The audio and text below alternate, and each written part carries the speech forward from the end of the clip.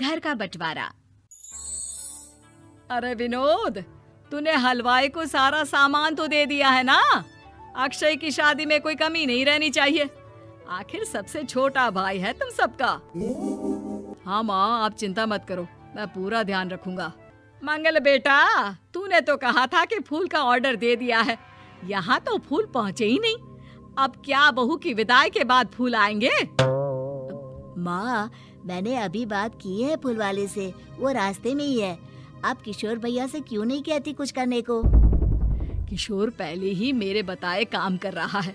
पास के सभी रिश्तेदारों और मोहल्ले वालों को कार्ड वही तो देकर आया था। रिसेप्शन के लिए हॉल भी उसी ने बुक किया था। टेंट कुर्सी वालों को भी तो वही देख रहा है। पर कई मोहल्ले वाले तो हमारे भरे पूरे परिवार से जलते भी हैं। उन्हें बुलाने की क्या जरूरत थी?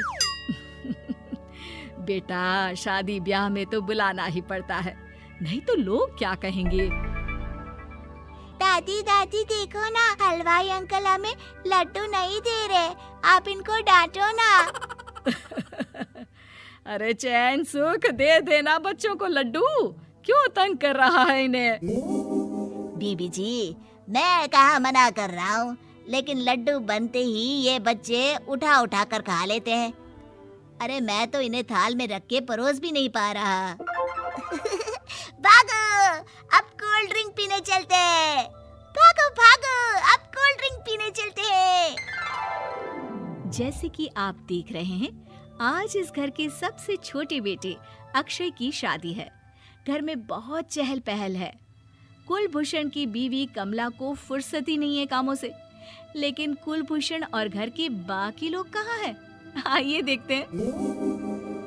अजी, आप यहाँ आराम से बैठकर गाने सुन रहे हो और घर में अभी तक इतने काम बचे हैं करने को। अरे भाई, मेरे सबसे छोटे बेटे की शादी है, इसके बाद तो मैं अब चिंता मुक्त हो ही जाऊंगा। और फिर घर में तुम हो, बेटे बहुएं हैं, तुम लोगों के होते हुए मैं क्यों काम करूं? मैं तो शान से बेटे की शादी में जाऊंगा तैयार होकर। अरे ठीक है, अब आप आराम ही कीजिए। एक बार अभिषेक की बीवी आ जाए, फिर मैं भी आराम करूंगी और मेरी चारों बहुएं पूरे घर की जिम्मेदारियां संभाल लेगी। इतना कहकर कमला वापस अपने काम में लग जाती है। बेटा भी, तू अब तक तैयार नहीं हुआ? किससे बात कर रहा है फोन पर? तैयार कैसे हूँ? सैलून जाने से तो आपने मना किया है, क्योंकि मुझे हल्दी लग चुकी है। भाभीियों को देखो, सुबह से पार्लर में है। अक्षय की शादी हो जाती है और नंदिता बहू बनकर घर आ जाती है, लेकिन इस घर की खुशियों को मानो किसी की नजर लग गई थी। नंदिता के आने के बाद आए दिन घर की शांति भंग होती रहती। अपने माँ बाप की इकलौती बेटी को इतने बड़े परिवार की जिम्मेदारियां कहाँ संभालनी थी। अभी देखो ना, मेरे हाथों की मेहंदी भी अभी नहीं उतरी है और तुम्हारी मम्मी ने मुझे घर के कामों में लगा दिया। मैंने सोचा था कि घर की सबसे छोटी बहू होने के कारण मुझे सब पलकों पर बिठा के रखेंगे, पर यहाँ तो पलक झपकने की भी फुर्सत नहीं मिलती। देखो नंदू, शादी के पहले ही मेरे घर वालों ने तुम्हें और तुम्हारे पेरेंट्स को बता दिया था कि मैं जॉइंट फैमिली में रहता हूँ, तो फिर अब ये शिकायत क्यों? और फिर तुमसे पहले मेरी भाभियाँ भी तो आई थी शादी करके, उन्होंने तो कभी कुछ नहीं कहा। नंदिता तब तो चुप हो जाती है, लेकिन ऐसा बहुत दिनों तक नहीं चलता। अरे नंदिता, माँ बाबूजी की दवाई का टाइम हो गया है, उन्हें दवाई दिलाओ और उसके बाद सबके लिए नाश्ता बना देना। पर भाभी, मैं तो अभी अपना फेवरेट सीरियल देख रही हूँ। प्लीज मेरी जगह आप कर लो ना ये काम। ठीक है, मैं तेरी जगह माँ बाबूजी को दवाई दे आती हूँ और नाश्ता बना लेती हूँ। तू मेरी जगह पूरे घर की डस्टिंग करके 5 बच्चों को स्कूल के लिए तैयार करके भेज देना और दोपहर का खाना बनाने के बाद कपड़े धोकर सुखा देना। उसके बाद हम दोनों मिलकर बाजार जाकर सब्जी ले आएंगे, फिर डिनर की तैयारी कर लेंगे और उसके बाद बस भाभी, मैं माँ बाबूजी को दवाई देकर सबके लिए नाश्ता बना देती हूँ। हे भगवान, ये कहाँ लाकर फंसा दिया मुझे। मेरे घर में तो गिनती की 8 रोटियां और 2 सब्जी बनती थी और नाश्ता निपट जाता था, यहाँ तो रोटियों का ढेर और सब्जियां बड़े बड़े पतीलों में बनानी पड़ती है। नाश्ता बनते बनते लंच का टाइम हो जाता है और लंच बनते बनते डिनर का। अभी मुझ में तुम्हारे पूरे परिवार का नखरा उठाने की और ताकत नहीं बची। मैं ऐसे नहीं रह सकती। अरे तो क्या चाहती हो तुम? मुझे अलग रहना है बस। तो ठीक है, हम कल ही शिफ्ट हो जाएंगे किराए के घर में। इतना बड़ा घर होते हुए हम किराए पे क्यों रहेंगे? ना जी ना, घर में ही दीवार खड़ी करो अपने हिस्से के आगे। घर के साथ साथ घर की खुशियों में भी दीवार खींच जाती है। ऐसे ही कई महीने बीत जाते हैं और नंदिता माँ बन जाती है।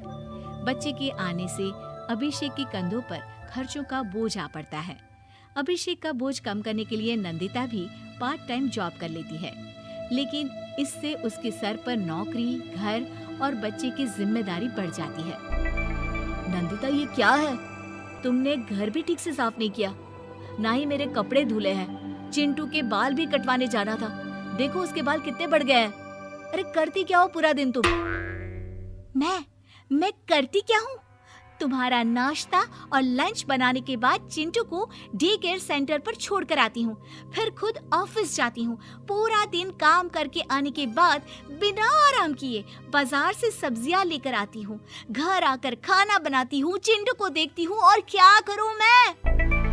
अरे तो किसने कहा था अपने सर पर इतने काम लेने को? मत जाओ ऑफिस। ऑफिस जाए बिना घर के खर्चे कहाँ से पूरे होंगे? चिंटू की डे केयर का खर्च, उसके लिए बेबी फूड का खर्च, प्रेस वाले का खर्च, ये सब तुम्हारी सैलरी से होता नहीं है। अगर परिवार से अलग नहीं होती तो इतनी मुसीबतें नहीं उठानी पड़ती तुम्हें परिवार के साथ मिलकर काम करने में दिक्कत थी, लेकिन काम तो अब भी बहुत है तुम्हारे सर पर। चिंटू को भी डे केयर भेजने की जरूरत नहीं पड़ती। उसको गोद में खिलाने के लिए दादा दादी और घर के सभी बड़े होते। उसके साथ खेलने के लिए उसके भाई बहन भी होते। मेरे तीनों बड़े भाइयों के बच्चे भी बड़े हुए हैं, लेकिन बिना महंगा बेबी फूड खाए, क्योंकि मेरी माँ और भाभियाँ बहुत अच्छे से जानती है कि बच्चे को क्या खिलाना चाहिए। बिजली के बिल जैसे खर्चे भी सब मिलकर बांट लेते थे। लेकिन तुम्हें तो सबसे अलग रहने में ही मजा आता है, तो अब शिकायत क्यों करती हो? बस करो अभिषेक, बस करो। मैं मानती हूँ कि मैं गलत थी। मेरे एक गलत फैसले ने हमें बिल्कुल अकेला कर दिया है सबसे।